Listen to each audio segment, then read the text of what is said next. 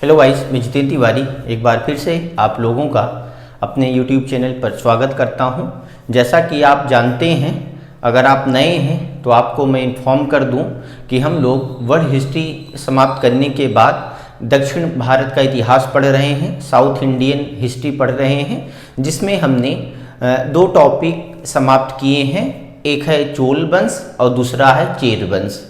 और इसी सीक्वेंस में अगर हम क्रम में आगे बढ़ें तो आज हम साउथ इंडियन डायनेस्टीज़ में तीसरा टॉपिक पढ़ेंगे, जिसका नाम है पांड्य वंश या पांड्या डायनेस्टी। ओके, वो पांड्या नहीं है हार्दिक पांड्या वाले। ओके, या मन करे तो आप नोट कर सकते हैं, कोई नहीं, जितने में जैसे भी आप लोग खुश रहिए। ओके, तो याद रखना, दक्षिण भारत में चोल वंश तो सबसे ताकतवर था ही था, इसके साथ ही इसके पैरेलल, इसके समानांतर पांड्य वंश भी एक ताकतवर वंश था। याद रखना है, भूलना नहीं है।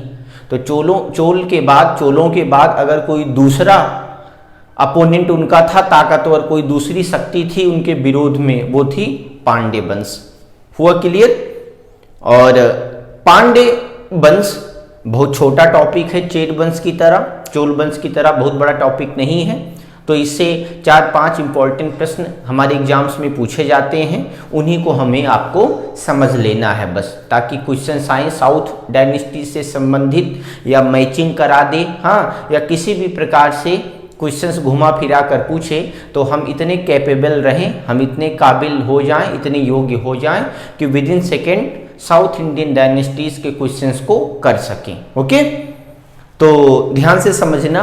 पूछा जाता है कि पांड्य वंश की स्थापना किसने करी? तो जनरली सामान्यतया पांड्य वंश का सबसे ताकतवर राजा था कुडुगौन।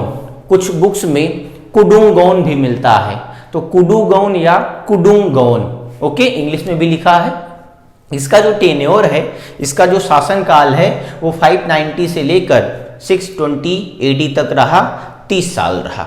ओके, कुछ बुक्स में स्पेशली साउथ इंडियन डायनेस्टीज का अगर हम के सोर्स की बात करें, स्रोत की बात करें, तो बहुत हद तक इतिहासकार तमिल साहित्य, तमिल लिटरेचर पर डिपेंड है, निर्भर करते हैं, और तमिल साहित्य के अनुसार ही अधिकतर साउथ इंडियन डायनेस्टीज को डिफाइन किया गया है।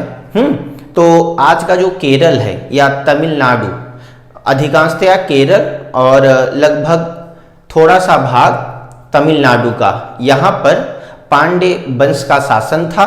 और कुडुगौन के पहले भी इसके कई राजा रहे, लेकिन वो इम्पोर्टेंट राजा नहीं रहे, इसीलिए उनसे प्रश्न नहीं पूछा जाता है। तो अगर आपसे पूछ लिया जाए कि who was founder of Pandya dynasty, तो याद रखना आप कुडुगौन या कुडुंगौन ही ऑप्शन में टिक करना, यही ऑप्शन में रहेगा।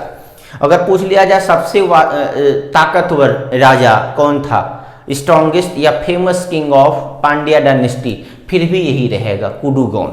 और पांड्यों या पांड्य डायनेस्टी जो थी, उसकी कैपिटल थी मदुरा या मदुरई। याद रखना, इनकी कैपिटल क्या थी? मदुरा। साउथ इंडिया में ही है। मदुरा को जनरली हम लोग मदुरई के नाम से जानते हैं, तो मदुरा या मदुरई। ओके, याद रहेगा ना, मदुरा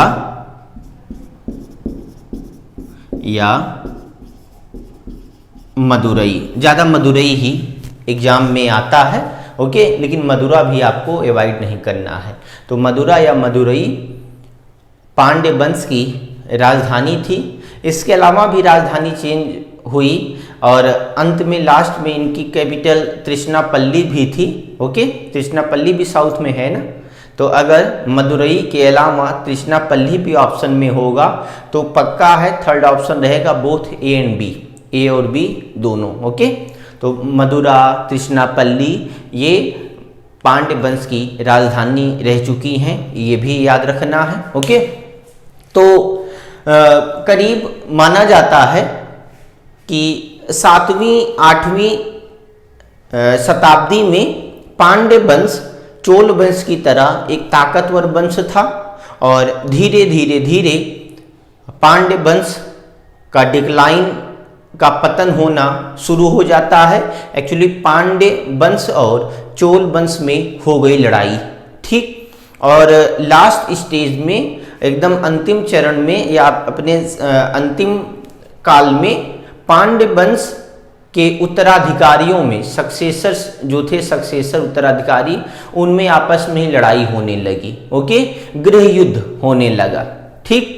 तो गृह युद्ध होने लगेगा, घर परिवार के ही लोग अगर लड़ाई करने लगेंगे तो उस अंपायर का, उस वंश का क्या हश्र होगा, इतिहास गवाह है, आपने पूरा इतिहास में देखा होगा, है ना। तो अब क्या हुआ कि पांड्य वंश के 2 राजा हैं, उनमें उत्तराधिकार को लेकर विवाद हो गया, गृह युद्ध छिड़ गया। एक का नाम है विक्रम पांड्य, विक्रम पांड्य, और एक का नाम है वीर पांड्य। तो विक्रम पांड्य और वीर पांड्य में हो जाता है विवाद, और इस गृह युद्ध में श्रीलंका, भाई ये साउथ इंडिया है, इधर नीचे आपने देखा होगा लंका है ना, तो श्रीलंका के राजा ने बीच बचाव किया।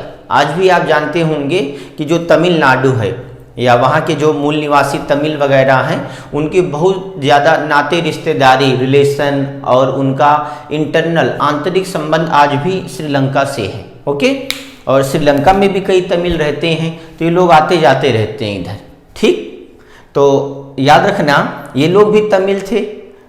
तो श्रीलंका के राजा ने गृह युद्ध जो था उसको शांत करने का प्रयास किया और दोनों को समझाया बुझाया, लेकिन एक चोल राजा है कुलोत्तुंग III।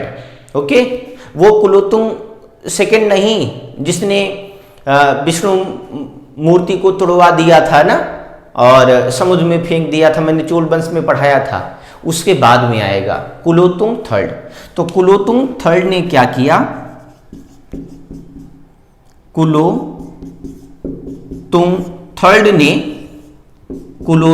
III ने विक्रम पांड्य का सपोर्ट किया। याद रखना किसका सपोर्ट किया, विक्रम पांड्य का सपोर्ट किया, और विक्रम पांड्य को क्या किया, गद्दी दिलवाई,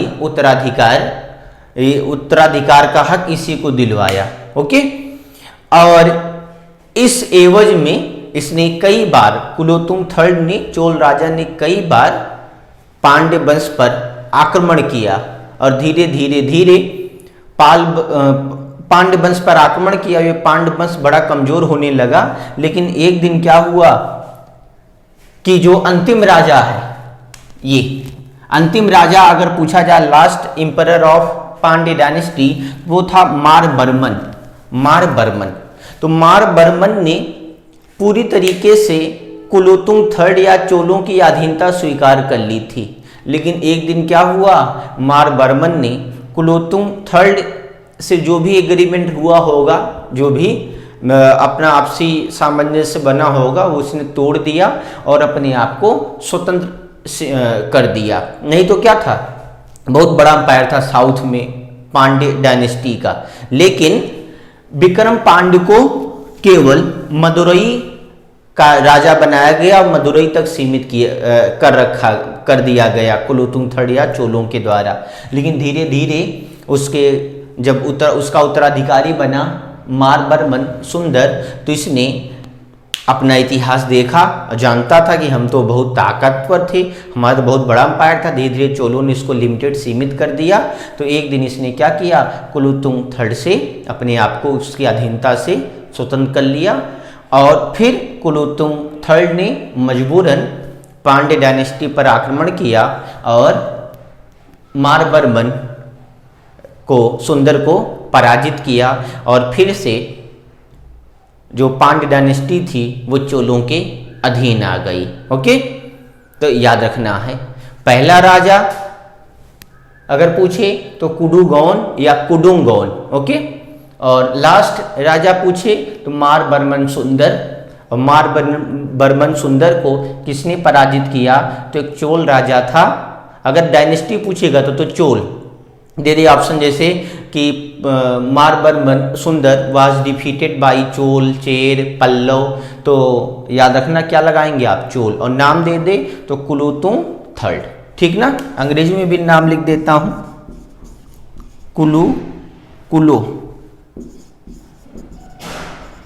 कुलोतुंग थर्ड, ये याद रखना है, भूलना नहीं है। तो कुलोतुंग थर्ड कौन है, तो Kulothunga third defeated last emperor of Pandya dynasty who was Maravarman Sundar. और इस तरीके से एक साउथ इंडियन डायनेस्टी का जो इम्पोर्टेंट वंश था वो याद रखना है, भूलना नहीं आपको, नहीं तो आप भूल जाएं। ओके।